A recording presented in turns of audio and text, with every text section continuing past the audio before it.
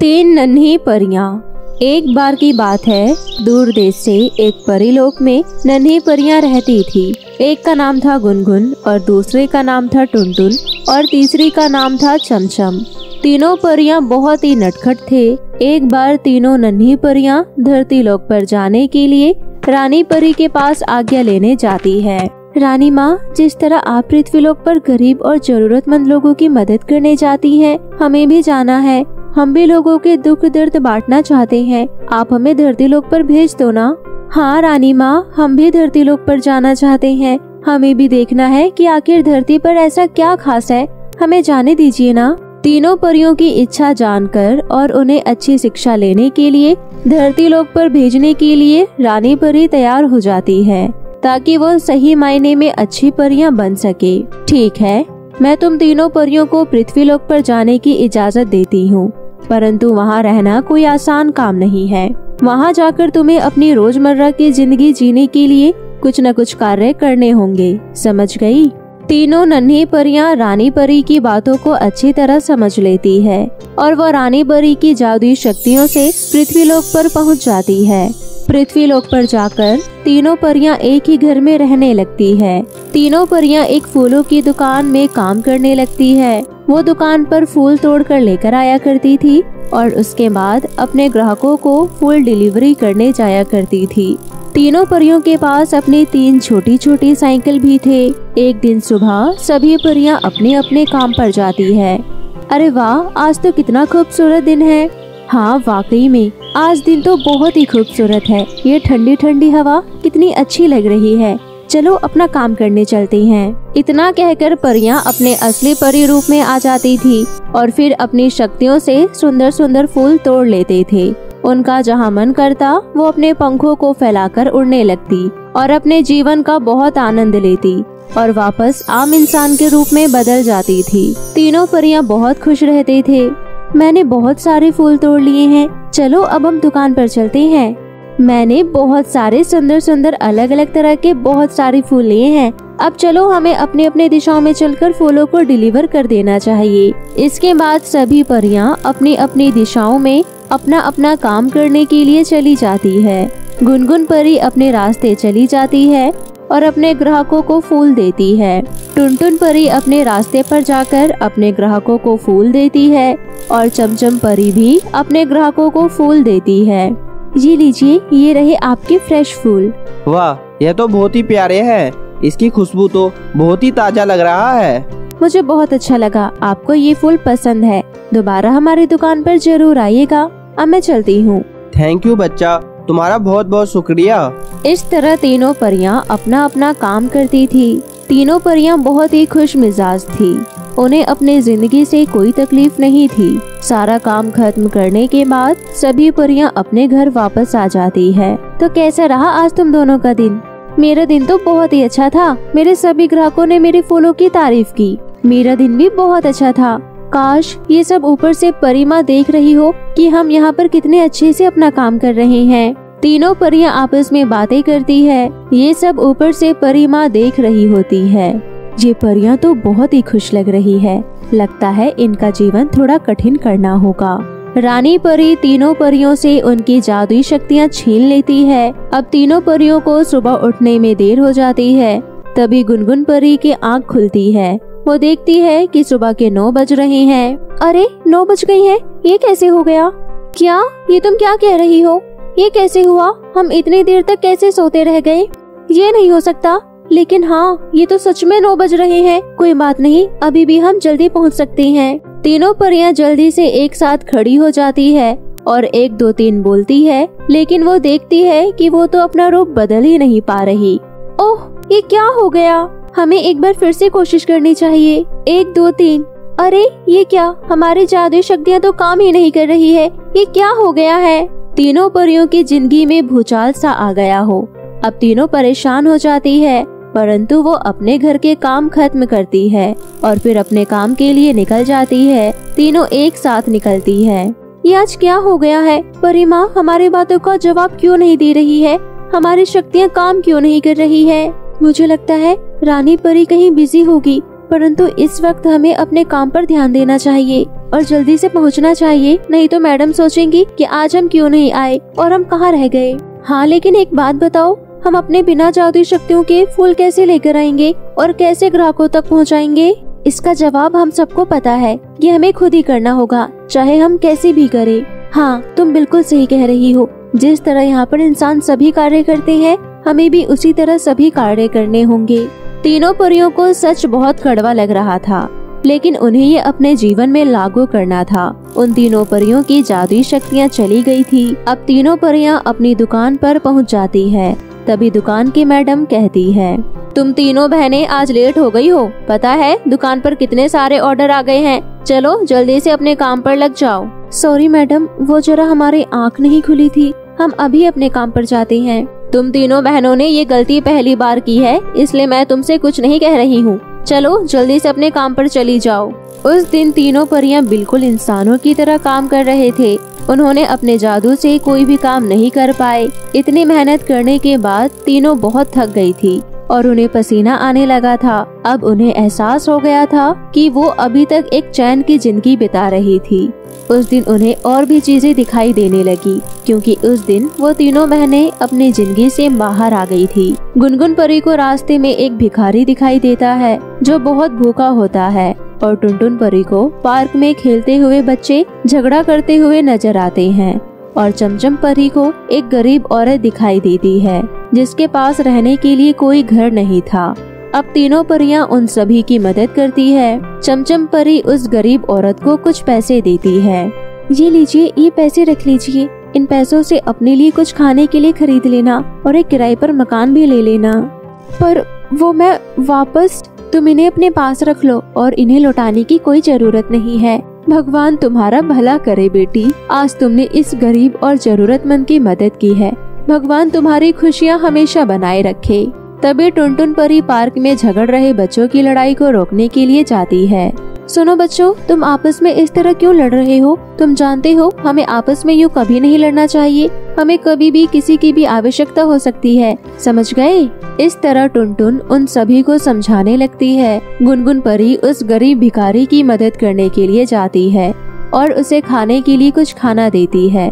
भिखारी खाने को देखकर बहुत खुश होता है। अब तीनों परियां वापस अपने घर आ जाती है। परियां उस दिन बहुत थक गई थी, इसलिए वो आपस में ज्यादा बातें नहीं करती। वो बस अपनी सोच में पड़ी हुई थी। उन बहनों को यूँ सोच में पड़ा हुआ देखकर रानी परी ऊपर से मुस्कुरा रही होती है। अगले दिन फिर सभी परियां अपने दिनचर्या शुरू करती है और अपना काम करने लगती है। इस तरह अब तीनों परियों में बदलाव आने लगते हैं। तीनों परियां बहुत लगन और मेहनत से काम करती और जरूरतमंद लोगों की मदद करती है। परंतु जैसे जैसे वक्त गुजर रहा था, वो उदास रहने लगती है।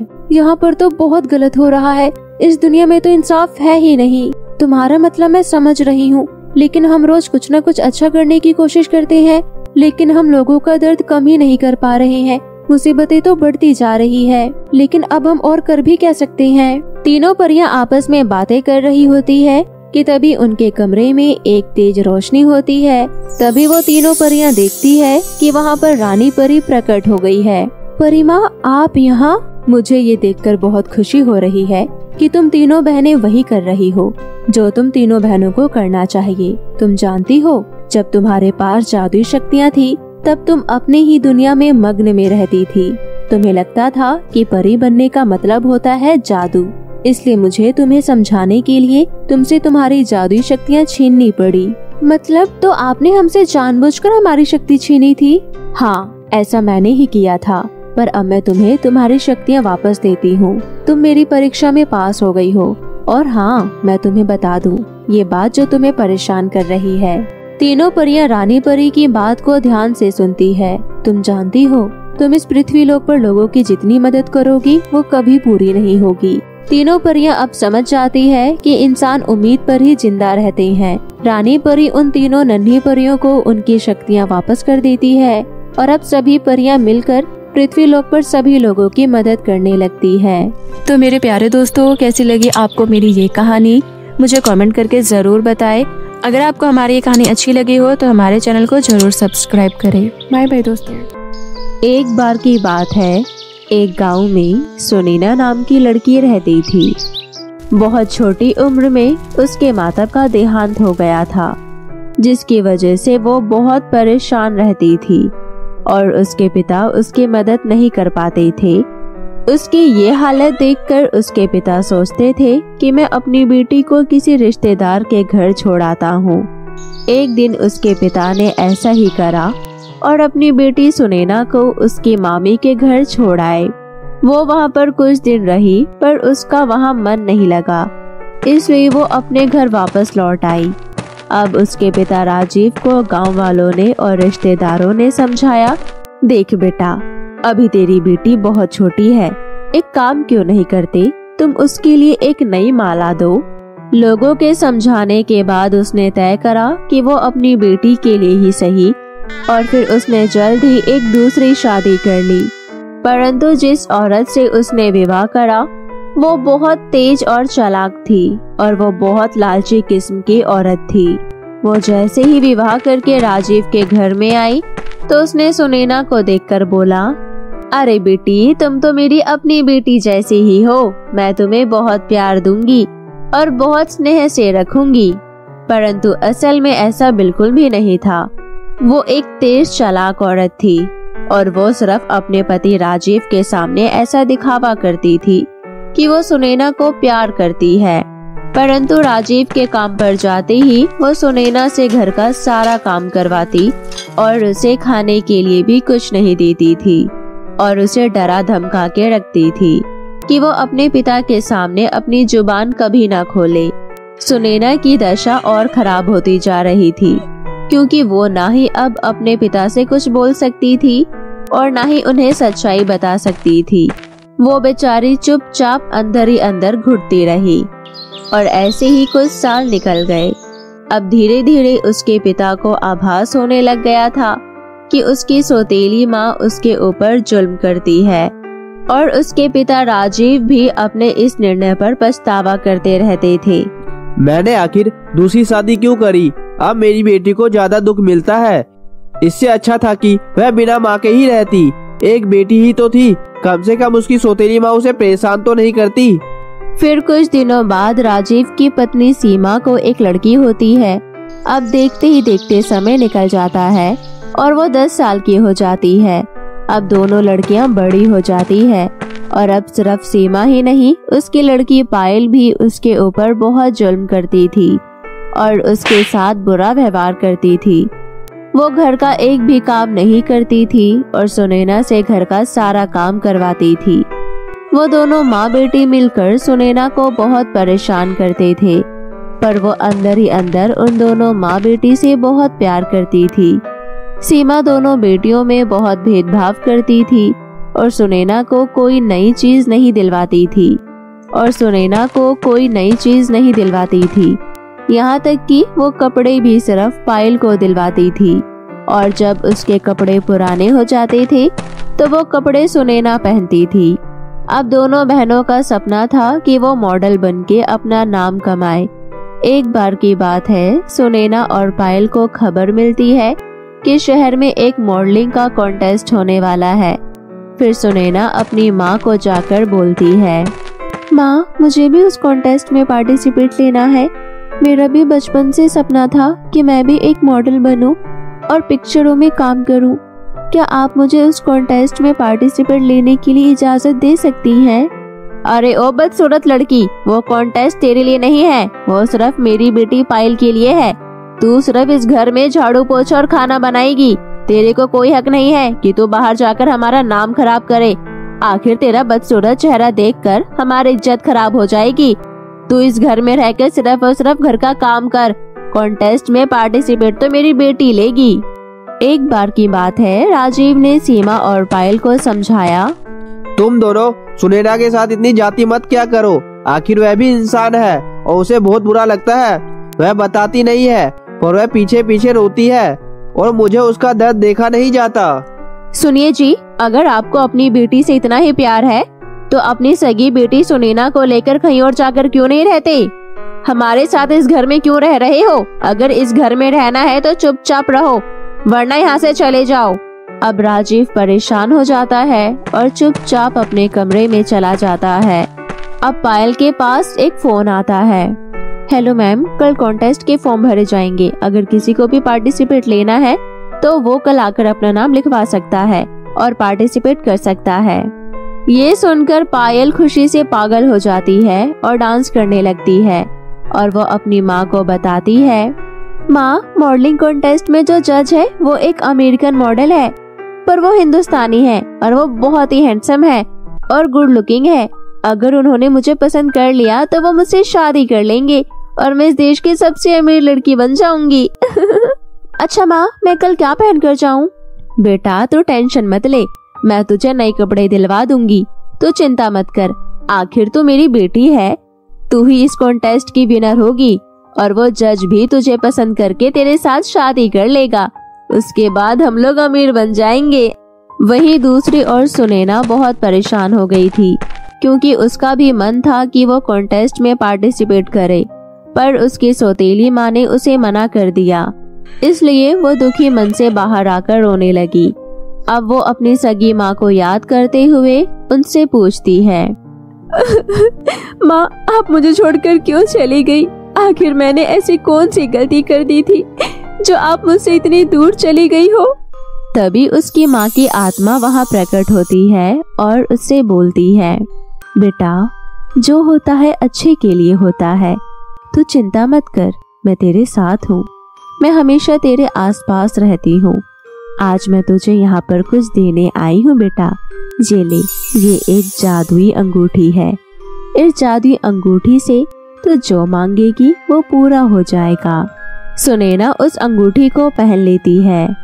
उसकी माँ बोलती है, बेटा, पर याद रखना कि इस जादुई अंगूठी का जादू सिर्फ रात 12 बजे तक ही रहेगा। उसके बाद उसकी माँ अदृश्य हो जाती है।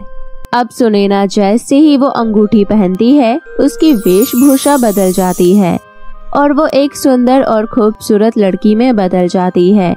उसके कपड़े, उसके बाल सब बहुत सुंदर हो जाते हैं और वो अंगूठी उसकी खूबसूरती में 4 चांद लगा रही होती है।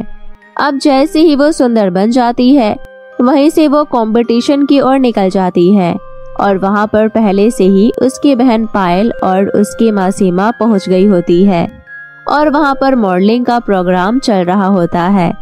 वहाँ पर दुनिया भर से लड़कियाँ आई हुई होती है और अब सुनैना भी उनके साथ जाकर खड़ी हो जाती है और वो लड़कियों के साथ मॉडलिंग करने लगती है। तभी जज की नज़र सुनैना पर जाती है, क्योंकि वो बहुत ही ज्यादा सुंदर और आकर्षक लग रही थी। तभी सुनैना की नज़र घड़ी पर जाती है और उसमें 12 बज जाते हैं और वो दौड़ दौड़ कर घर की ओर आने लगती है। और अब मॉडलिंग के जज भी सुनैना की ओर भागने लगते हैं, क्योंकि वो सुनैना को पहली ही नज़र में देखकर उसे पसंद कर लेते हैं। वो समझ नहीं पाते कि वो इतनी तेज क्यों भाग रही है। भागते भागते सुनैना की अंगूठी उसके हाथों से गिर जाती है और अब वो अंगूठी मयंक के हाथों में आ जाती है और वो उस अंगूठी को लेकर अपने घर आ जाते हैं। सुबह होते ही वो अपनी टीम को बुलाते हैं।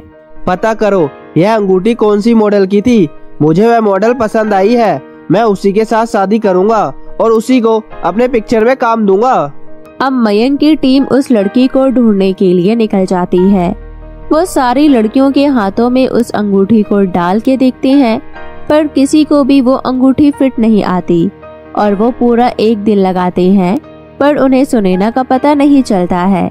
उन्हें समझ नहीं आता कि वो लड़की कौन थी, क्योंकि सुनैना ने तो अपना फॉर्म भरा ही नहीं था, इसलिए उसका नाम मॉडलिंग लिस्ट में नहीं था, जिसकी वजह से वो सुनैना को नहीं ढूंढ पा रहे थे। अब मयंक परेशान हो गया था कि वो लड़की को कैसे ढूंढे। तभी रात हो जाती है और वो सो जाता है। फिर उसके सपने में सुनैना की सगी माँ आती है और वो उसे एक संदेश देती है, बेटा, तुम उस लड़की को ढूंढ रहे हो ना, जिस लड़की ने अंगूठी पहनी थी। तुम एक बारी पायल के घर में जाओ और वहाँ पर छानबीन करो। मैं तुम्हें दावा करती हूँ कि वहाँ पर तुम्हें उस लड़की का पता चल जाएगा। तभी मयंक की आँख खुल जाती है और वो उठ जाता है और सुबह होते ही पायल के घर के लिए निकल जाता है। वहीं दूसरी ओर पायल और सीमा परेशान हो जाते हैं कि आखिर वो लड़की कौन है जो मयंक को इतनी पसंद आ गई। और वो लड़की मॉडलिंग कॉन्टेस्ट में कैसे आ गई। उस लड़की का तो फॉर्म में नाम भी नहीं था। अब मयंक जोर जोर से चिल्लाकर पायल को बाहर बुलाता है। तभी दोनों माँ बेटी मयंक की आवाज सुनकर बाहर आ जाती है और हैरान हो जाती है और बोलती है, अरे मयंक बेटा, तुम यहाँ पर? लगता है तुम्हें मेरी बेटी पायल पसंद आ गई है, इसलिए तो आप दौड़े दौड़े यहाँ आ गए। अरे ऐसी बात नहीं है, मैं तो सिर्फ यहाँ पर उस लड़की को ढूंढने आया हूँ जिस लड़की ने यह अंगूठी पहनी थी। तभी मयंक की नजर सुनैना पर पड़ जाती है और वो सुनैना को बुलाता है। तुम यह अंगूठी पहनकर दिखाओ।